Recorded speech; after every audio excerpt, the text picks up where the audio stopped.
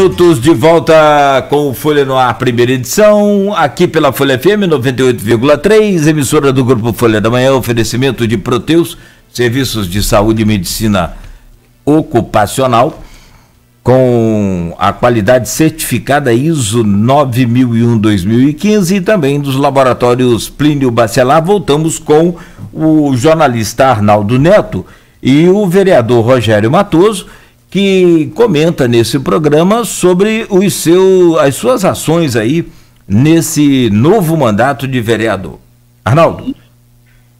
Matoso, antes da gente virar a pauta para outros assuntos, tem uma pergunta aqui do Marco Barcelos, da Silvana Venâncio e do Raul Palácio, os três no mesmo sentido. E só para a gente fechar essa questão do enfrentamento à pandemia, vou ler a do Marco Barcelos, mas contempla a do Raul e a da Silvana também. Ele coloca o seguinte: Matoso, a divergência de opiniões com base científica ou em evidências empíricas acaba deixando as pessoas confusas e prejudicando o tratamento e a própria vacinação. Qual a sua avaliação e sugestão para promover tranquilidade à população? Então, é a comunicação clara, né, precisa, que muitas vezes a gente vê por conta dessas paixões todas, as pessoas exacerbando isso e aí vira um cabo de guerra. Então, veja, a gente tem que equilibrar o debate, entender tudo em perspectiva, né, das questões da ciência, das questões empíricas. A gente necessita da vacina, sim, e isso tem que ser colocado. Todas as pessoas aí, elas precisam ter a vacina no seu braço, mas precisam ter também a comida na mesa. A gente precisa dar a oportunidade também dessa flexibilização dentro da responsabilidade, dentro do protocolo, dos protocolos todos, do uso de máscara, mas que a gente tem que entender que o próprio comércio que paga o tributo que gera divisa, ele que paga o financiamento da ciência, ele que paga os insumos e tudo mais. Então a gente tem que fazer essa informação chegar cada vez mais clara e comunicar bem, né? Comunicar bem para que a gente não fique aqui só no rivalismo das paixões e ódios, que certamente é isso aí que atrapalha o processo como um todo. Inclusive, participo do grupo de WhatsApp, como o biólogo falou lá, do próprio Folha. Muitas vezes a gente vê ali uma pessoa ou outra exagerando nos seus posicionamentos. Eu acho que é um momento aqui que a gente está vivendo inimaginável, estamos todos no olho do furacão. A gente tem que ter esse olhar para a sociedade e para a comunidade de maneira proativa, que a gente coloque o nosso mandato à disposição disso, que os meios de comunicação também, e que a população entenda que cada um precisa do outro, né? E milhares de outros precisam de um. Então, assim, é uma sociedade, é o espírito que a gente tem que estar tocando aqui para que as divergências aconteçam, que elas sejam colocadas em pautas, mas que a gente não faça uma guerra disso. Você tem falado muito em paixões no cenário nacional, mas não tem dado sua opinião sobre elas, inclusive. Como que você avalia o posicionamento do governo federal, né, nesse enfrentamento à pandemia? Olha, tem posicionamentos aqui que acabam trazendo também essa questão que foi colocada da informação e desinformação. Se isso acontece de uma maneira voluntária, querendo bem, isso é ótimo, né? Porque as pessoas estão buscando um posicionamento melhor e aí entendendo todas as nuances, mas se vem de uma maneira institucional, é muito prejudicial e faz essa confusão nas cabeças. Então, eu acredito que a gente tem que diminuir essas paixões e fazer de maneira mais clara as informações, né? Nós tivemos aí questões também de judicialização, de ativismo judicial, e aí isso é uma questão complexa em relação ao Plano Nacional de Imunização, as competências das entidades, das esferas todas, as esferas nacionais com as esferas regionais e estaduais em relação à própria política nacional de imunização e do próprio flexibilização ou não de comércio. Isso ficou a critério, muitas vezes, dos governos estaduais e federais. Então, assim, para a gente fazer uma análise disso, Arnaldo, a gente precisa de um tempo para analisar todas as informações, os processos que foram judiciais, quais foram as competências de cada órgão e o que isso está acarretando num Brasil continental, onde um governador toma uma decisão, o prefeito toma outra, a presidência da República toma outra, e aí a gente fica num meio disso tudo, tentando pacificar, trazer uma informação cada vez mais precisa, porque a gente tem que primar pela nossa saúde, pela preservação dela. Quantas e quantas pessoas próximas a gente faleceram nesse período, né, deixando suas famílias, deixando a gente consternado, e quantos pessoas ainda estão aflitas pelo pão de cada dia. Então a gente tem que estar tocando de maneira cada vez mais clara e pacificando esse debate.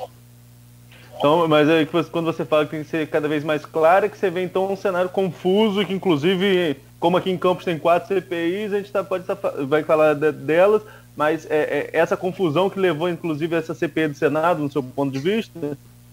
Olha, a CPI é um instrumento que ela deve ser sempre aprovada e instalada. Isso é uma comissão parlamentar de inquérito para fazer as investigações que demandam tempo, e aí você tem que entender qual o tempo disso, porque muitas vezes é no tempo pretérito, você pode deixar passar as situações todas para depois estar analisando. Isso é um dever de ofício dessas casas, né? Aqui nós temos 2 CPIs em curso, né? E aí um projeto de resolução, porque dentro do nosso regimento interno você necessita de um projeto de resolução para ter 2/3 do seu colegiado para essa aprovação, para uma apuração de fatos, de denúncias, de indícios, que isso pode ser comprovado ou não. Então, veja, eu sou totalmente a favor de todas as CPIs. As CPIs, elas estão para investigar, elas não estão para punir, para você ter, né, ali as informações todas e que essas informações todas direcionem os seus próximos passos, né, as suas próximas ações. Você já foi presidente do Legislativo Campista e está mais uma vez como vereador, e eu tenho uma certa dúvida em relação às CPIs, enquanto cidadão, não só enquanto repórter, enquanto ela não é muitas vezes fora de objeto, né? E eu queria ouvir sua opinião com relação às CPIs de Campos. Por exemplo, CPI da saúde, do transporte e da educação. O que da saúde, o que da educação, o que do transporte está sendo investigado? Será que não fica muito amplo, né, e acaba não trazendo uma resposta à sociedade quanto ao que está se buscando resposta?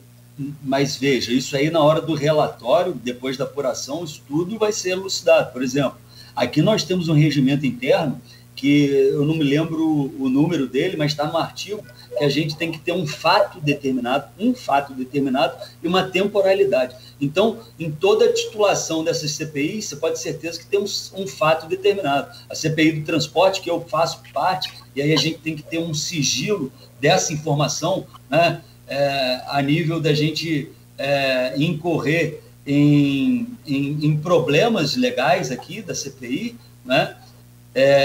Ela tem um fato determinado, isso eu posso te garantir. Ela tem um fato determinado, ela tem a temporalidade desse fato, então ela está respeitando os preceitos legais todos, pode ter certeza disso. E aí o que acontece? De repente, com o entendimento da população, a CPI ela é um órgão, um instrumento que faz uma análise, uma investigação, que depois você tem ali os documentos que foram analisados, você faz um relatório e encaminha para os órgãos competentes que possam punir ou não, os órgãos competentes do executivo que podem tomar as suas ações. Aqui nós somos legislativo e muitas vezes essa confusão acontece na cabeça das pessoas. O decreto, por exemplo, de flexibilização ou não, isso vai direto do executivo, não passa pela Câmara. A gente entra no debate, muitas vezes entra nessa confusão, como se a gente tivesse a autoridade de tomar a decisão. O que a gente tem aqui é uma investigação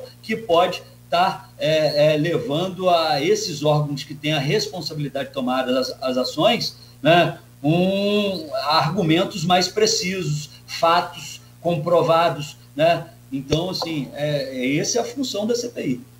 Agora, a Câmara só pode ter 2, eu falava isso no primeiro bloco, a Câmara só pode ter 2 CPIs em andamento, estão aí a da saúde e do transporte, 90 dias prorrogáveis por mais 90, vamos colocar aí que 6 meses para cada uma delas, começando em março até setembro, né? Uhum. E você já tem a CPI da educação na fila, e agora você propõe uma para apurar. Aí eu queria saber apurar o que dentro da questão da concessão a Águas do Paraíba, e além de quanto tempo você acha que esse CPI pode ser realmente instalado?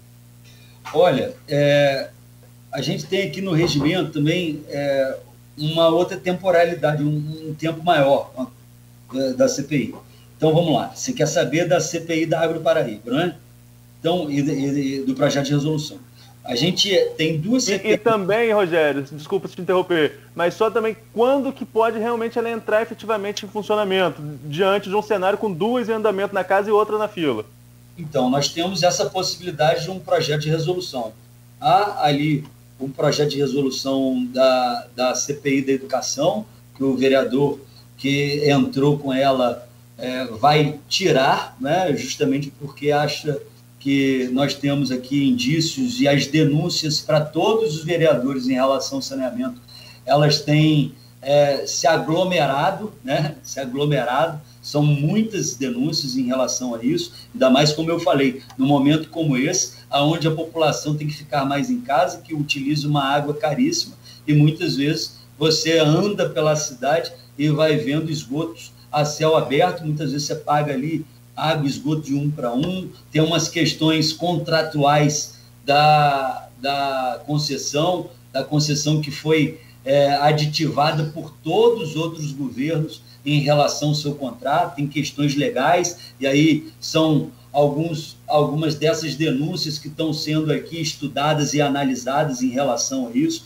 em relação ao descumprimento, inclusive, de cláusulas contratuais e objetivas da Água do Paraíba, da concessão. Então, tudo isso está vindo à tona, e certamente esses vereadores que têm aí as suas redes sociais devem estar recebendo também esse tipo de denúncia, e aí, de uma maneira colegiada, se achou por bem a gente fazer uma primeira da história.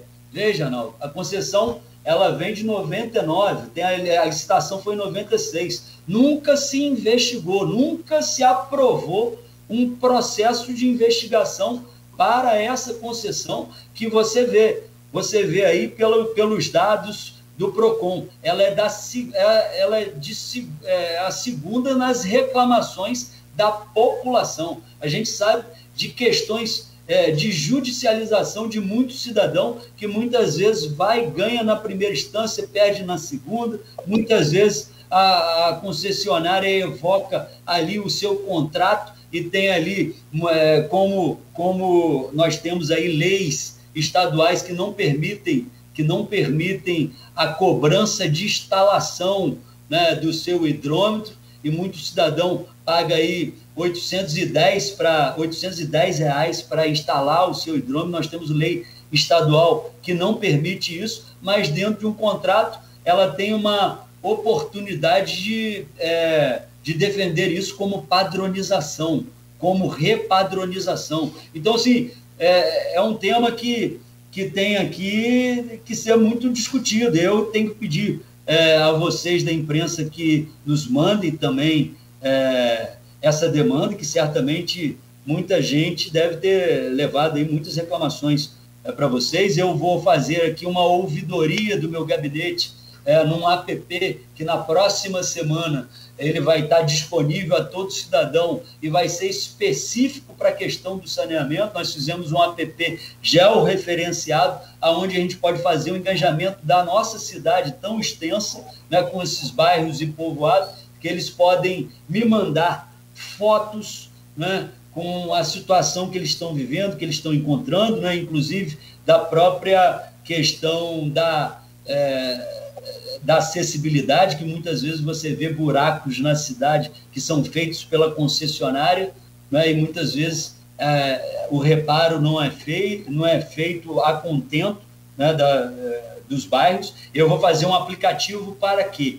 Para que eu consiga mandar as reclamações de maneira rápida e digital por uma central. Quando essa reclamação chegar, eu vou fazer um e-mail digital para os órgãos competentes na questão do saneamento, para que tenha a resposta rápida. No final de mês, eu vou fazer uma análise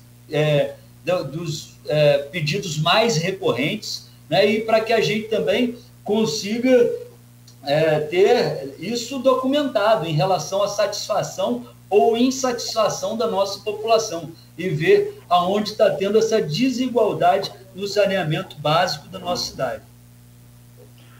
Tem outras questões também para a gente abordar aqui, sobretudo perguntas de ouvinte, e tem muita gente interessada nessa questão do CPI da Água do Paraíba, até porque eu cheguei a Campos como repórter em 2014, né? Atuava um pouco antes lá em São João da Barra, mas eu vim para a Folha em 2014, entre idas e voltas são aí 7 anos, e eu já ouvi falar de CPI da Água do Paraíba desde que eu cheguei aqui, né? Será que não é uma coisa também que começa e depois desanda? O que será que acontece?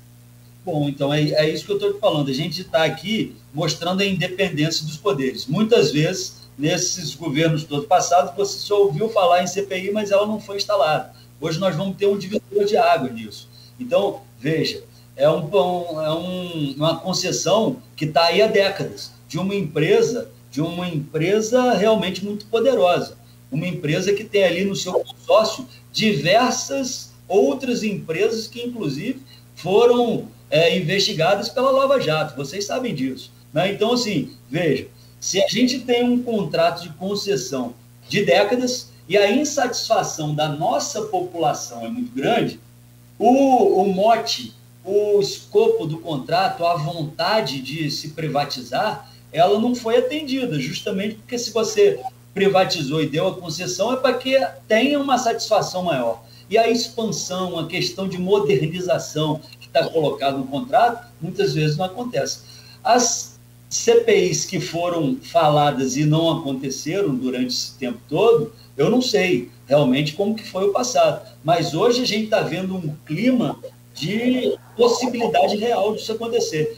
Inclusive, nós temos dentro da documentação que eu enviei para os colegas, eu já tenho 21 assinaturas dos colegas para fazerem essa CPI. Então, veja, o projeto de resolução é de 2/3, são 17, nós já temos 21. Né? Ontem alguns colegas não puderam vir e tal, né? Então, assim, eu tenho acreditado bastante e vai mostrar uma independência do poder legislativo com o executivo. Nós vamos empreender agora uma investigação com os indícios todos que nós temos de irregularidade para que a gente apure o que é certo, o que é errado, se realmente o indício se materializa, se não se materializa, vamos fazer de maneira equilibrada, como manda o rito processual, né, para que a gente se embase melhor em relação a tudo que vem acontecendo da concessão e do saneamento básico na nossa cidade.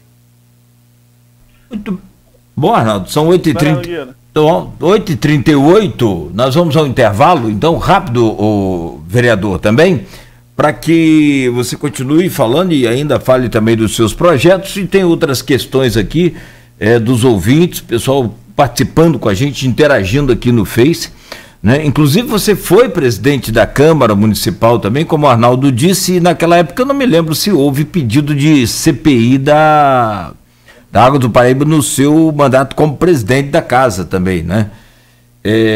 Mas, sobretudo, essa questão de... Arnaldo deu a opinião dele sobre CPI, e eu tenho uma opinião também sobre CPI, desde que não seja para jogar para a galera, falando aqui o linguajar popular, e que não é o seu caso, não estou citando que seja o seu caso, né? Mas desde que a CPI não seja para tirar proveito político ou jogar para a galera, a CPI é uma oportunidade para os dois lados, principalmente do lado investigado, de provar que ele está correto, né, e de que não tem erro. Eu acho, né, muito bom essa questão, principalmente de dar a oportunidade de ouvir, como é o nosso caso aqui. Primeira da história. Então, assim, acho que é dever nosso de ofício, né, para que a gente consiga justamente isso aí, ouvir os dois lados e entender a insatisfação de uma população que paga uma das águas mais caras do Brasil, isso é um fato, né, e a gente tentar ter realmente um resultado favorável para isso. Você tem esse dado aí de que a Água do Paraíba é a mais cara do Brasil? Uma das, está entre as 10. Sim, perfeito. Sobre essa questão do CPI, rapidinho, Nogueira. Sim. Pois não? Eu sou contra, não, pelo contrário. Eu acho que sim. Eu acho que tem que ter um objeto claro. Eu acho que o Rogério entendeu o que eu quis dizer. Tem que ter um objeto claro, e ele falou que o relatório diz isso. E aí a gente cita o Ulisses Guimarães, né? A gente sabe como começa, mas não sabe jamais como termina uma CPI. É isso. Perfeito. São 8h40. E sobre água aí, essa questão, eu não tenho saudade nenhuma da SEDAI. Não, sim, mas temos outras tantas empresas aí que fazem, por exemplo, em Muriaé. Muriaé, o esgoto lá é metade, é 60%. Aqui a gente paga 1 para 1. Então, assim, não só existe uma empresa na face da Terra. Essa questão de aditivo, se você fizer a conta de um aditivo para outro, que todos esses prefeitos fizeram, na minha conta aqui, eu tenho que analisar, está indo para 2054 de concessão, sem licitação, sem a gente rever um contrato. Então, veja, o contrato é de Não passou nenhum desses aditivos quando você era presidente? Não, comigo não. E veja, esses aditivos, eles passam em decretos do executivo. Isso está lá. Tem vários ali. Decreto, prefeito tal, Z, contrato, tem alguns contratos desses. Né? Tenho analisado constantemente. Tenho analisado, inclusive, a questão do TRA, que é uma tabela que eles fazem lá, e muitas vezes eles evocam um princípio do equilíbrio financeiro, que é uma conta que, se você parar para analisar, não dá para perder nunca. Entende? Então, assim, tem coisas que a gente precisa analisar realmente, né? Perfeito. 8h41 em Campos, você ouviu Folha no Ar, primeira edição, aqui pela Folha FM. Voltamos em instantes. Oferecimento dos laboratórios Plínio Bacelar e Proteus, serviços de saúde e medicina ocupacional, com a qualidade certificada ISO 9001-2015.